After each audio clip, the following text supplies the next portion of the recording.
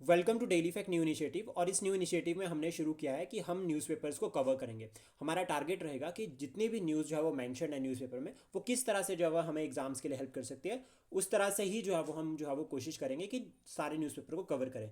Plus हमारा जो core target रहेगा वो यही रहेगा कि हर न्यूज़ को लिंक करके पढ़ेंगे, ताकि हम जो है वो प्रीलिम्स के लिए भी जो है वो उस न्यूज़ को जो है वो यूज़ कर सके, और साथ में मेंस में भी जो है वो उसको इंक्लूड कर सके। तो ये टारगेट रहेगा, एक कंबाइन अप्रोच लेकर चलेंगे हम कि करंट अफेयर को भी कवर कर रहे हैं और साथ में जो है वो मेंस आंसर राइटिंग भी कवर कर रहे हैं। अगर आप हमारे साथ नए जुड़े हो तो आप हमारे इनिशिएटिव को सब्सक्राइब कर सकते हैं और साथ में शेयर कर सकते हैं। तो चलिए डिस्कस करते हैं कुछ इंपॉर्टेंट न्यूज़ के साथ। तो सबसे पहले हम बात करेंगे कॉन्स्टिट्यूशन के बारे में। रिसेंटली अगर हम बात करें 26 नवंबर को जो है वो, यानी कि पिछले कल जो है वो कॉन्स्टिट्यूशन डे जो है वो सेलिब्रेट किया गया नेशन वाइड। तो उसके रिगार्डिंग आज आपको हर न्यूज़ कहीं ना कहीं कॉन्स्टिट्यूशन के साथ लिंक करती मिलेगी। इवन अगर हम बात करें एडिटोरियल की, तो एडिटोरियल भी जो है वो कहीं ना कहीं डायरेक्टली या इनडायरेक्टली लिंक करते हैं 26 नवंबर के साथ।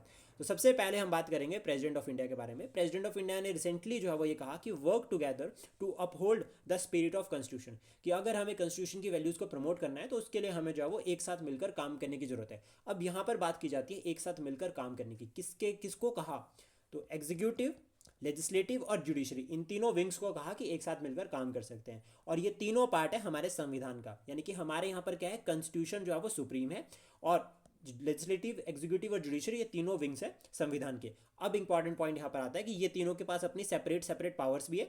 ये एक दूसरे के ऊपर चेक एंड बैलेंसेस को भी जो है वो ध्यान रखते हैं, ताकि कोई एक दूसरे की पावर, मतलब कोई अपनी पावर को वॉयलेट ना करे। और ये सभी जो है वो इन्हें पावर कहाँ से मिलती है, संविधान से। ये क्लियर होता है। और एक टर्म जो एग्जाम में ऑलरेडी यहाँ से लिंक करके पूछी गई है, दैट इज कॉन्स्टिट्यूशनलिज्म। कॉन्स्टिट्यूशनलिज्म ये टर्म जो है वो एग्जाम में एक बार पूछी गई है, इसको पढ़ना बहुत जरूरी रहेगा, इसको डिफाइन करना। इवन एक प्रीलिम्स में भी जो है वो क्वेश्चन जो है वो पूछा गया है। एक टर्म और आती है लिमिटेड गवर्नमेंट। लिमिटेड गवर्नमेंट का टर्म का मतलब ये होगा कि जहाँ पर जो अब आपके पास सेट ऑफ रूल्स है जो गवर्नमेंट को जो है वो रिस्ट्रिक्ट कर रहे हैं regarding the like welfare policies, या गवर्नमेंट कोई भी इनिशिएटिव लेती है तो उसमें गवर्नमेंट को डायरेक्शन देते हैं किस तरह से करना है, क्या करना है, कितनी पावर्स को यूज़ करना है, वो सभी का मतलब होगा लिमिटेड गवर्नमेंट। और इसको हम इस तरह से भी समझ सकते हैं कि अगर एग्जीक्यूटिव को हम लिमिटेड गवर्नमेंट की फॉर्म में मानते हैं तो लेजिस्लेचर जो है वो चेक एंड बैलेंसेज रख रहा है। We are confidence motion, no confidence motion, censor motion, motion of thanks, ये सभी यहाँ पर जो है वो इंक्लूड होते हैं इस तरह से। देन उसके बाद ये जो स्टेटमेंट है जो अभी रिसेंटली जो है वो प्रेसिडेंट ऑफ इंडिया ने कहा, ये आती है ज्वाइंट सेशन पे। ज्वाइंट सिटिंग या ज्वाइंट सेशन दोनों हाउसेज का, यानी कि राज्यसभा और लोकसभा दोनों का। तो हमें ज्वाइंट जो सिटिंग है उसको भी क्लियर पढ़ना है कि ज्वाइंट सिटिंग क्या होती है, क्या प्रोविजंस रहते हैं, इसके रिगार्डिंग हम लिंक करके पढ़ सकते हैं। और सबसे इंपॉर्टेंट यहाँ पर प्रिसाइडिंग ऑफिसर कौन होगा, क्या स्पीकर होगा या फिर राज्यसभा का चेयरमैन होगा।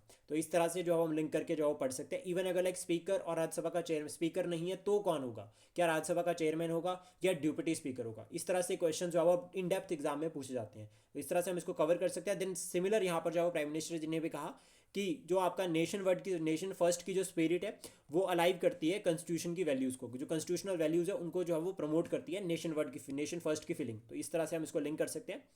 देन उसके बाद नेक्स्ट जो टॉपिक आता है वो आता है पाकिस्तान से लिंक करता है इस्लामाबाद। यहाँ पर ये न्यूज़ बनती है कि 6 killed as Imran Khan supporters take to Islamabad. अब यहाँ पर हम किस तरह से इसको लिंक कर सकते हैं, हम लिंक कर सकते हैं उसको अपने नेबर के साथ, कि हमारे जो नेबरहुड में क्राइसिस चल रहे हैं, for example like Bangladesh crisis, Myanmar crisis, Pakistan crisis, Sri Lanka में जो क्राइसिस हुए और अफगानिस्तान में जो क्राइसिस हुए, इन सबको हम साथ में पढ़ सकते हैं। और नेपाल का भी हम पढ़ सकते हैं। एक अकेले अगर भूटान को छोड़ दे, भूटान का तो लेना देना ही नहीं है किसी के साथ।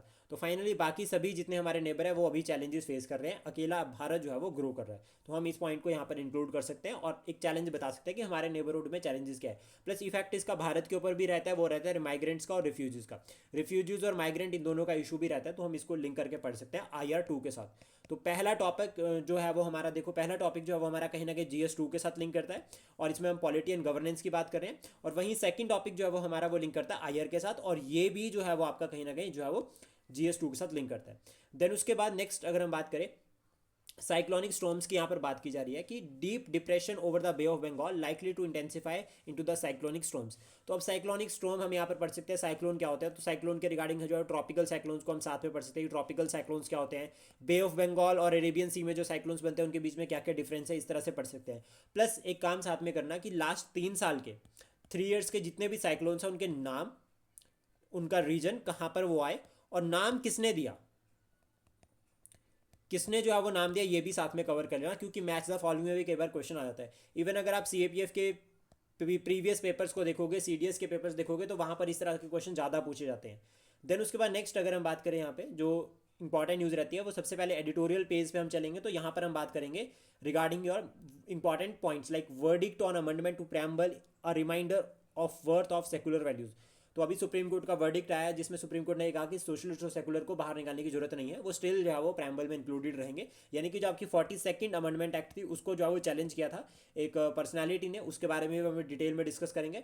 देन ये इंपॉर्टेंट रहेगा प्री के लिए भी और मेंस के लिए भी। तो यहाँ से एक क्वेश्चन तो पहले यही बन जाता है कि क्या जब संविधान बना उस टाइम पे ये सोशलिस्ट और सेकुलर वर्ड्स थे, अगर नहीं थे तो भारत में उस टाइम पे किस तरह से पता चलता था कि भारत जो है एक सोशलिस्ट और सेकुलर कंट्री है। तो ये यहाँ पर बी आर अम्बेडकर जी की स्टेटमेंट्स भी है और प्लस साथ में उनको काउंटर करने के लिए कुछ पॉइंट्स भी है।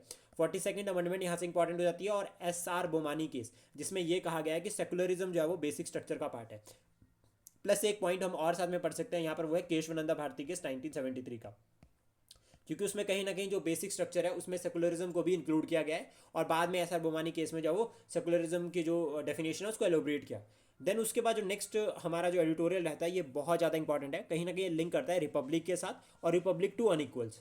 तो यहाँ पर अनइक्वल्स की जब बात की जा रही है तो देखो अनइक्वल यानी कि इनक्वालिटी, सोशल इनक्वालिटी भी हो सकती है, ठीक है, आपकी पॉलिटिकल इनक्वालिटी भी हो सकती है और इकोनॉमिक इनक्वालिटीज़ भी हो सकती है। तो ये तीनों पॉइंट रहते हैं और तीनों के रिगार्डिंग गवर्नमेंट के क्या इनिशिएटिव्स है और क्या चैलेंजेस हम फेस कर रहे हैं, अलग से जो है वो मेंस के लिए टॉपिक पढ़ सकते हैं और नोट्स बना सकते हैं। इवन अगर आपके पास न्यूज़पेपर जो है वो PDF फॉर्म में है और आप टैब पर पढ़ रहे हो तो आप इस तरह से जो है वो लिंक करके बता भी सकते हैं कि सोशल इनक्वालिटी में क्या क्या इंक्लूड होता है। जैसे कि फॉर एग्जाम्पल जेंडर बेस अगर हम बात करें या फिर अगर हम बात करें रिच पुअर, ये पॉइंट यहाँ पर जाएगा। इकोनॉमिक इनक्वालिटी में हम बता सकते हैं कि वेल्थ कंसंट्रेशन जो है वो 1% लोगों के पास में चला गया, मैक्सिमम वेल्थ चली गई, तो इस तरह से। अब यहाँ पर जो ये एडिटोरियल है, ये एडिटोरियल ना हमें कंटेंट प्रोवाइड करेगा। ये थोड़ा सा टफ एडिटोरियल है, इसको लिंक करना थोड़ा मुश्किल है, लेकिन हमें क्या करना है कि हमें ना यहाँ से केसेस उठाने हैं और वो केसेस को अपने पास संभाल के रख लेना है। तो सबसे पहले तो है कि 26 नवंबर के बारे में बात की है कि 75 ईयर जो है वो हमारे कॉन्स्टिट्यूशन को अडॉप्ट किए हो गए, तो यहाँ पर क्लियर होता है। देन उसके बाद कॉन्स्टिट्यूशन में सब कुछ सही है लेकिन प्रैक्टिकली अगर हम बात करते हैं इनक्वालिटीज़ है, तो यहाँ पर जो है वो इकोनॉमिक इनक्वालिटीज़ की बात करी गई है। सबसे पहले इकोनॉमिक इनक्वालिटीज़ देखो यहाँ पे हाईलाइट भी किया गया है। देन उसका लिबरल वैल्यूज़ के बारे में भी यहाँ पर बात की है। और इंपॉर्टेंट फैक्ट जो है वो देखो, एक तो फंडामेंटल राइट है, तो हमें याद रखना है कि फंडामेंटल राइट पार्ट 3 में है। DPSP के बारे में जो है वो यहाँ पर बात आती है जो कि पार्ट 4 में है। और कुछ आर्टिकल्स मैंशन है, क्योंकि जब भी बात की जाती है सोशलिज्म की या सेकुलरिज्म की तो DPSP जो है वो न्यूज़ में आता ही आता है। तो DPSP के जो आर्टिकल्स है लाइक आर्टिकल 38 का सब क्लॉज 2 ये कहता है कि स्टेट की रिस्पॉन्सिबिलिटी बनती है कि वो इनकम जो इनक्वालिटीज़ है उसको एड्रेस करे, जो इनक्वालिटीज़ इनकम की वजह से हो रही है उसको एड्रेस करे, और गवर्नमेंट जो है वो इक्वल अपॉर्चुनिटीज प्राइस प्रोवाइड करे सबके लिए।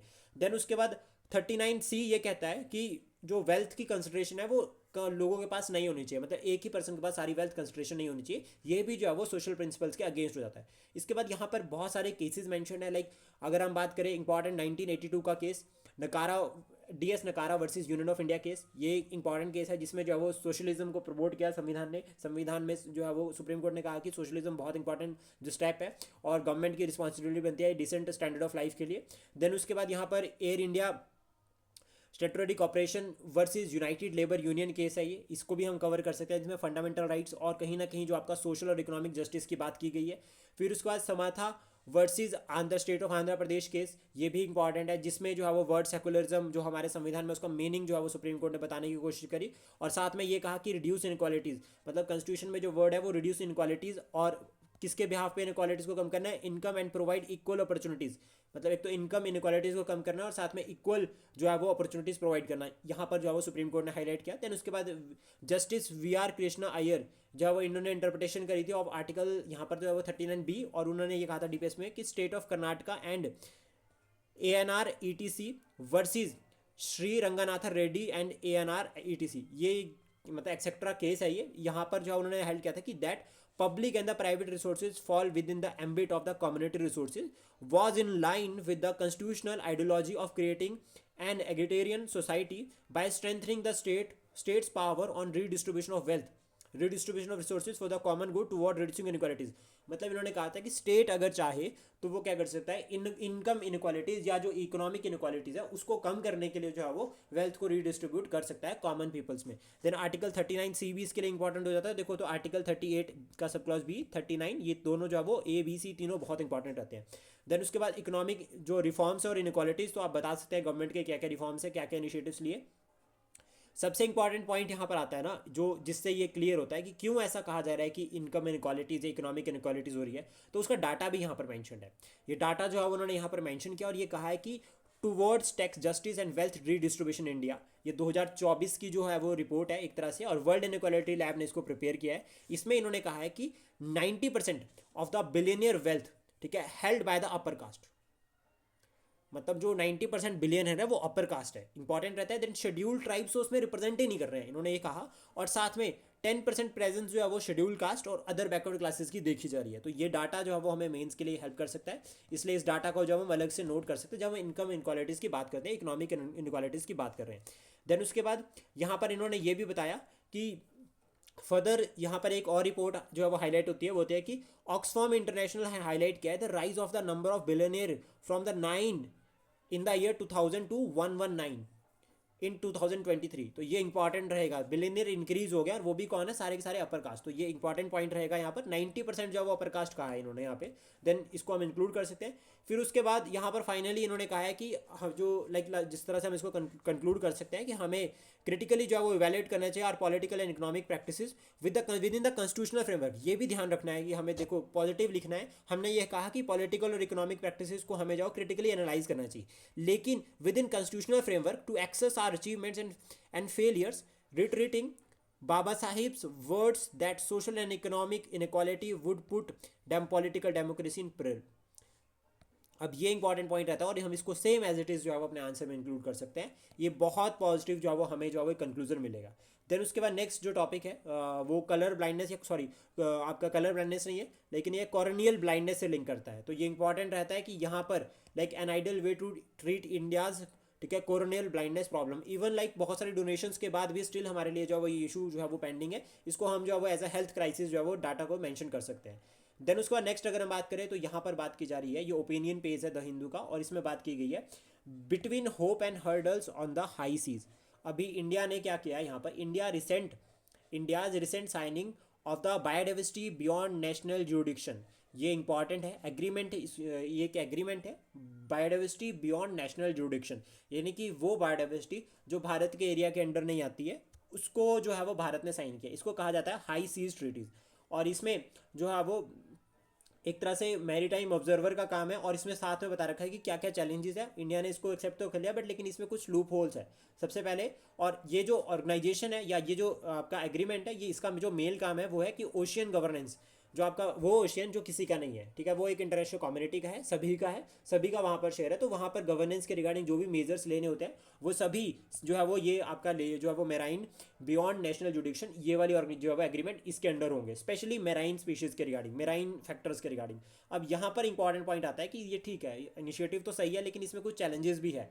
तो चैलेंजेस में सबसे पहले अगर हम बात करें यहाँ पर, तो इंपॉर्टेंट चैलेंजेस को यहाँ पर मेंशन कर रखा है कि इसमें क्या क्या जो है वो क्लियर जो है वो चैलेंजेस। तो सबसे पहले उन्होंने कहा है कि it's lack clear implementation of road maps, मतलब कोई एक रोड मैप जो इंप्लीमेंट करना है उसके लिए क्लियर आपके पास फ्रेमवर्क नहीं है।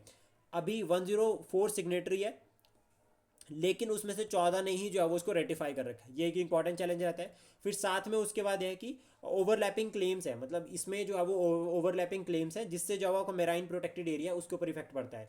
अब इस नॉर्मली बात करें, हर कंट्री का अपना इनिशिएटिव होता है, ठीक है। जैसे फॉर एग्जांपल इंडिया है तो टेरिटोरियल जो जोन है इंडिया का, उसमें इंडिया के अपने इनिशिएटिव्स है। उसके बाद भी इंडिया जो है वो एफर्ट्स रखता है कि वो अपने जो है वो प्रिंसिपल्स उनको फॉलो करे। तो इसमें कहीं ना कहीं ओवरलैपिंग प्रिंसिपल्स का इशू रहता है। इसमें एक चैलेंज और बता रखा है, वो है चाइना फैक्टर। टेक्नोलॉजी से रिलेटेड कंसर्न भी है, और चाइना फैक्टर को हम लिंक कर सकते हैं साउथ चाइना सी के साथ, कि साउथ चाइना सी में जो जिस तरह से चाइना डोमिनेट है, तो वो वाले रीजन में तो ये इंप्लीमेंट नहीं हो सकता, ठीक है, वहाँ पर तो चैलेंजेस रहेंगे। तो ये भी एक कंसर्न रहता है। टेक्नोलॉजी हमारे पास उतनी नहीं है, प्रॉपर अवेयरनेस नहीं है, और साथ में इंपॉर्टेंट आता है कि डेवलपिंग कंट्रीज़ जो अभी डेवलप कर रही है या जो जिनकी इनकम उतनी अच्छी नहीं है, वो किस तरह से फिर रोल प्ले कर सकते हैं इसमें, वो भी एक पॉइंट रहता है। तो उसको हम पूरा पढ़ सकते हैं। प्लस साथ में इनका जो कंक्लूजन है वो बहुत अच्छा बनाया है कि the treaty success ultimately हिंग्स on the fostering collective commitment, कि हमने बात की है कि कोई भी ट्रीटी, कोई भी एग्रीमेंट है, अगर हमें उसको कामयाब बनाना है तो उस केस में हमें कलेक्टिव कमिटमेंट चाहिए among the nation to safeguard the oceans as a shared global resource. तो हमें ये क्लियर पता होना चाहिए कि हम ओशन को कह सकते हैं कि अ shared global resource without the political consciousness, clear strategies and enforceable mechanism, the BBNJ risk becoming an effective instrument, an outcome the ocean already under immense stress and can not afford. अब ये important यहाँ पर रहेगा, हम इसको जो है वो ऐड कर सकते हैं एज इट इज़ अपने कंक्लूजन में, और इसमें से कुछ पॉइंट्स हमको उठाने हैं। देखो अगर हमें पूरा नहीं क्लियर होता है कि किस तरह से कवर करना है, तो हम सिमिलर टारगेट कर सकते हैं कि जो मेन पॉइंट है हम उसको उठा लो, जैसे चैलेंजेस इन्होंने बताए तो वो उसको उसको जो हम सिमिलरली जो है वो इंक्लूड कर सकते हैं।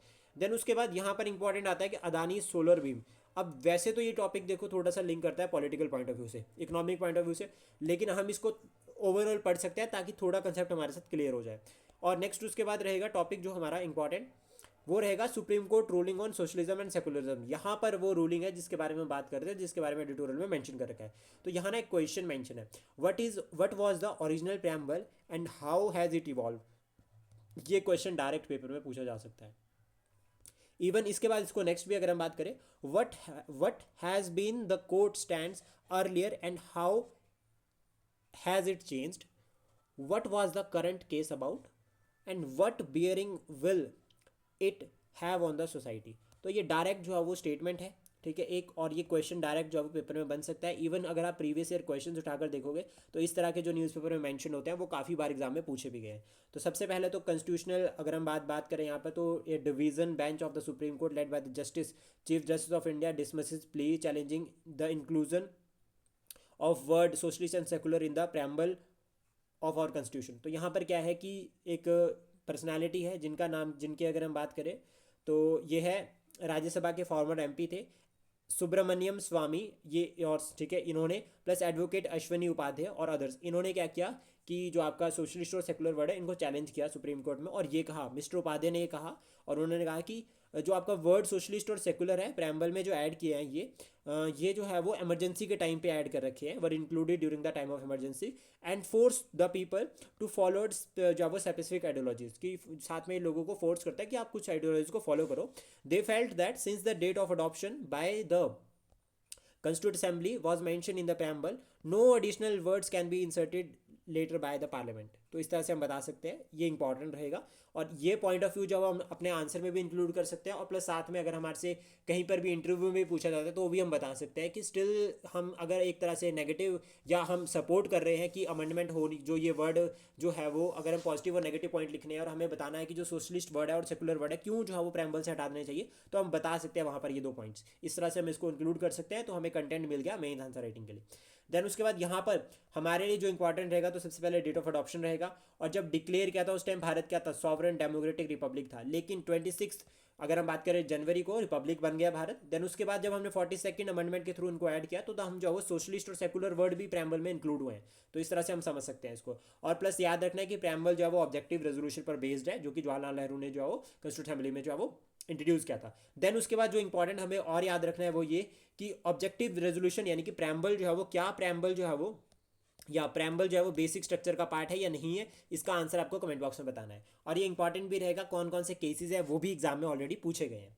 देन उसके बाद यहाँ पर आप केसेस को भी पढ़ सकते हैं। केशवानंद भारती केस यहाँ से इंपॉर्टेंट हो जाता है, बिरूबारी केस इंपॉर्टेंट हो जाता है, जिसमें सुप्रीम कोर्ट ने ये ओपिनियन दिया था कि preamble is not a part of constitution and does not a source of any substantive power. Preamble जो है वो संविधान का पार्ट नहीं है, तो इसको हम साथ में ही पढ़ सकते हैं। देखो हमें कहीं और जो है वो सर्च करने की जरूरत नहीं है अगर हम न्यूज़पेपर को अच्छे क्लियरली पढ़ते हैं। देन केशवानंद भारती केस में सुप्रीम कोर्ट ने कहा था कि प्रेम्बल जो है वो संविधान का पार्ट है। तो इस तरह से इवोल्यूशन हुआ है। तो जब भी हम बात करते हैं एवोल्यूशन की, तो बेसिक स्ट्रक्चर से शुरू करो, फिर उसके बाद केसेस को बताओ, और फाइनली फिर हम बता सकते हैं कि सोशलिस्ट, सेकुलर और इंटीग्रिटी 3 वर्ड्स को भी जो है वो संविधान में ऐड किया गया, संविधान की प्रस्तावना में ऐड किया गया। दैट मीन्स कि प्रेम्बल जो है वो अमेंड भी किया जा सकता है, बट लेकिन बाद में सुप्रीम कोर्ट ने यह भी कहा कि बेसिक स्ट्रक्चर को जो है वो इफेक्ट नहीं करना है। करंट केस की हमने बात कर चुके हैं ऑलरेडी। देन उसका कोर्ट रूल बता दिया हमने कि सुप्रीम कोर्ट ने ये कहा है कि कोर्ट ने जो प्ले जो फाइल की थी उसको डिसमिस किया, और ये कहा कि जो सोशलिज्म और सेकुलरिज्म है ये इंटीग्रल पार्ट है बेसिक स्ट्रक्चर का, और हमारा संविधान एक लिविंग डॉक्यूमेंट है। इन्होंने साथ में कहा कि हमारा संविधान जो है एक लिविंग डॉक्यूमेंट है, इसलिए अमेंडमेंट की जा सकती है लेकिन विदाउट अफेक्टिंग बेसिक स्ट्रक्चर। उसके बाद हम what is important, why it is important, हम इसको भी कवर कर सकते हैं पूरा। और देन उसके बाद ना इन्होंने ये पॉइंट हमें लास्ट में मैं आपको बताना चाह रहा हूँ, ये ना जिन्होंने लिखा है आर रंगाराजन आर, ये फॉर्मर IAS ऑफिसर है। तो दैट मीन्स इनका जो आंसर है वो एक बैलेंस्ड आंसर है, बैलेंस्ड अप्रोच के साथ इन्होंने लिखा है, और हमारे लिए प्रॉपर आंसर बन सकता है। यानी कि इनका जो एडिटोरियल है वो हमें प्रॉपर आंसर प्रोवाइड कर सकता है, और लास्ट में हम ये जिस्ट को भी पढ़ सकते हैं ताकि हमें ओवरऑल क्लियर हो जाए। फिर आप इसकी समरी भी बना सकते हैं, जिससे आपको इंग्लिश के लिए भी हेल्प मिलेगी कंपलसरी में।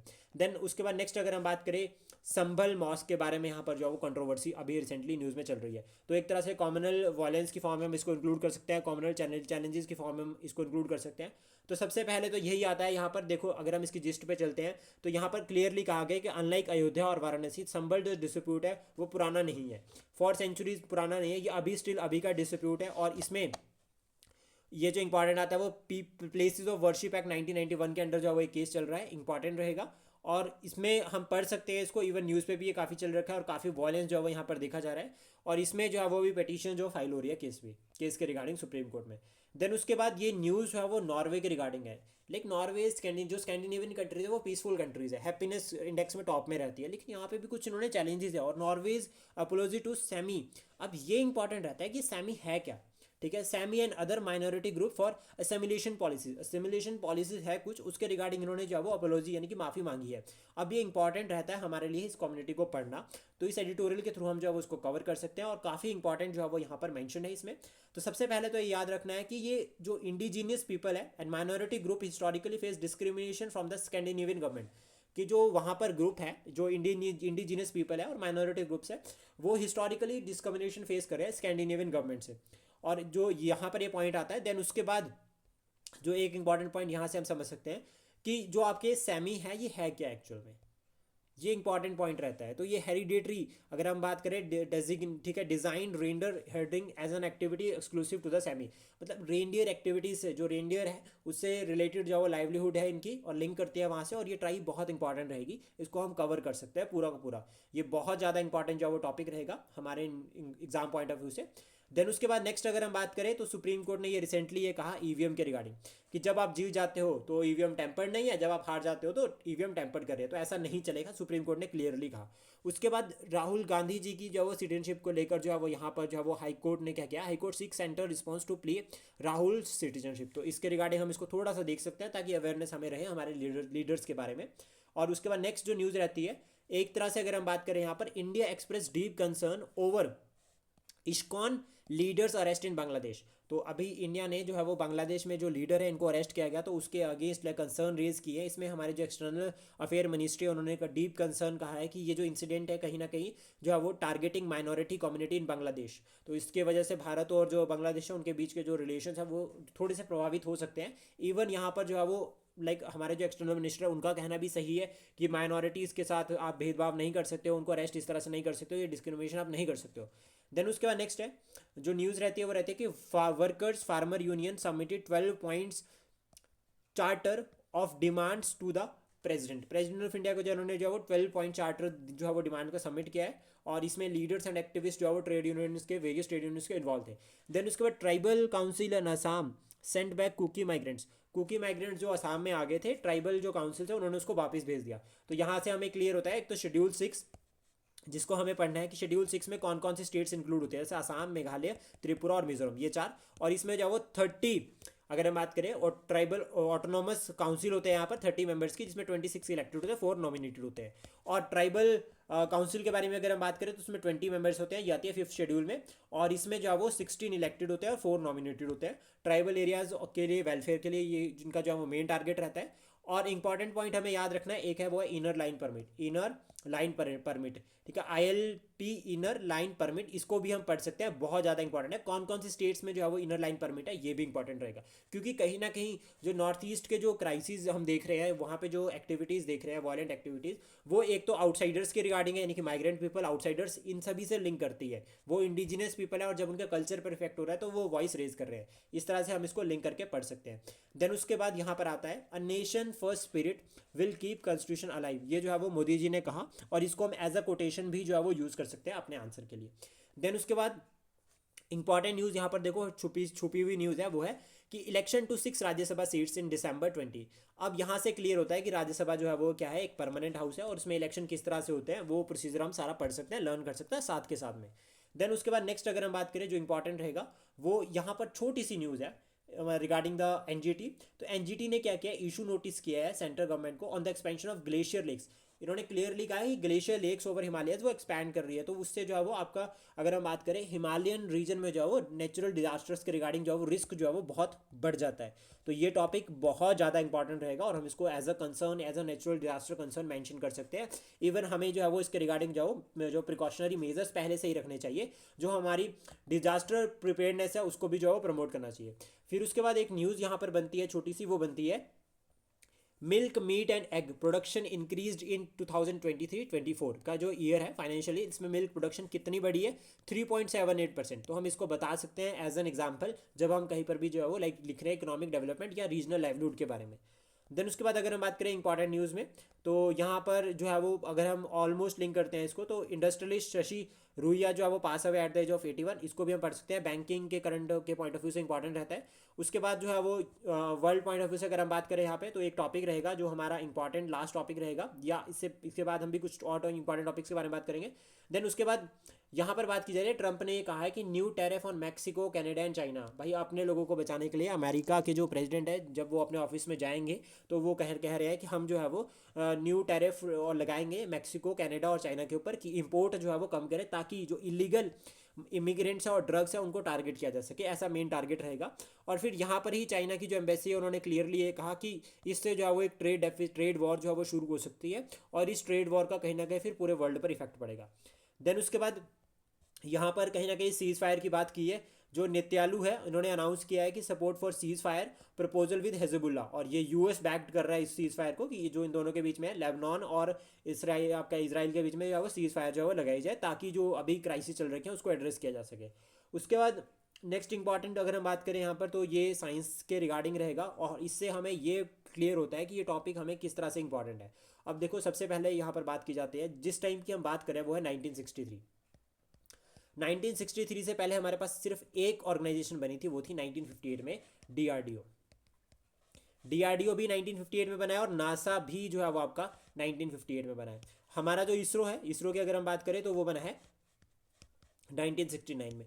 तो ये एक इंपॉर्टेंट रहता है यहाँ पर कि 6 डिकेड सिंस थुम्बा को लॉन्च किए 60 ईयर्स हो गए हैं। Sleeve of private entities prepared for flight. अब यहाँ पर प्राइवेट एंटिटीज़ की बात की जा रही है कि वो भी रोल प्ले करें। तो सबसे पहले तो इंपॉर्टेंट यहाँ पर आता है स्पेस एक्स के बारे में बात की जा रही है कि India launch its first satellite on aboard a SpaceX rocket, ठीक है, even as multiple Indian private sector entities geared up for launch of their own. अभी अपनी जो इंडिया की प्राइवेट एंटिटीज़ है वो भी लॉन्च करने वाला है, लेकिन फिर भी हम स्पेस एक्स के पास गए हैं, हमने एक सैटेलाइट को लॉन्च किया। उसकी अगर हम बात करें यहाँ पे, तो इसको जो है वो LVM-3 से जो है वो लॉन्च किया था। स्पेस एक्स का पावरफुल रॉकेट है, क्योंकि वेट बहुत ज़्यादा था, उतनी हमारे पास जो रॉकेट्स है वो कैरी नहीं कर सकते उतना वेट, और ये कहाँ पर भेजा है, जियो स्टेशनरी ट्रांसफर ऑर्बिट में, इंपॉर्टेंट रहेगा। देन उसके बाद ये तो यहाँ पर फैक्ट लिंक करता है, लेकिन फिर भारत भी जो है वो भी PSLV-C59 से जो प्रोबा 3 को जो है वो लॉन्च करने वाला है, और ये यूरोपियन मिशन है सन के लिए, यानी कि सोलर मिशन है यूरोपियन स्पेस यूनियन का। तो इसको भी हम जो है वो पढ़ सकते हैं, जो यूरोपियन स्पेस एजेंसी है उनका ये मिशन है, ये भी लिंक करता है। तो कहीं ना कहीं जो ये इसमें अगर हम बात करें इस एडिटोरियल में, तो बात कर रखी है रिगार्डिंग द इंडियाज मिशन, और इंडिया का जो पहला मिशन था, और इंडिया के जो प्राइवेट प्लेयर्स है वो किस तरह से रोल प्ले कर सकते हैं स्पेस में। और साथ में हम ये बता सकते हैं कि भारत जो है वो अगर प्रोबा 3 को भारत ने लॉन्च किया तो उसमें भारत का क्या प्रॉफिट हो सकता है, किस तरह से जो है वो हेल्प कर सकता है प्राइवेट प्लेयर्स इन स्पेस। इस तरह से जो है वो लिंक करके पढ़ सकते हैं। देन फिर एट द एंड जिस्ट भी जो है वो हम इसकी रीड कर सकते हैं, जिसमें ये कहा है कि new space India limited launched 4700 kg G-SET N2 G-SET-20 satellite on abroad space x falcon 9 rocket from Florida से जो है वो इसको लॉन्च किया था। ये न्यूज़ रहेगी इंपॉर्टेंट, और क्यों किया, क्योंकि इसका 4700 kg वेट था, इतना वेट हमारे जो रॉकेट्स है वो नहीं उठा सकते। देन उसके बाद यहाँ पर जो है वो स्पेस के रिगार्डिंग हमें एप्लीकेशंस भी पढ़नी है कि स्पेस क्या रोल प्ले कर सकता है विद रिस्पेक्ट टू द, अगर हम बात करें रिसर्च, डिप्लोमेटिक रिलेशन और नेबरहुड में भी, क्योंकि भारत अपने नेबर्स को भी जो है वो स्पेस के रिगार्डिंग जो फैसिलिटीज जो प्रोवाइड करता है। आई होप ये इनिशिएटिव आपको अच्छा लगा हो। Please support, share and subscribe daily fact. Thank you for today.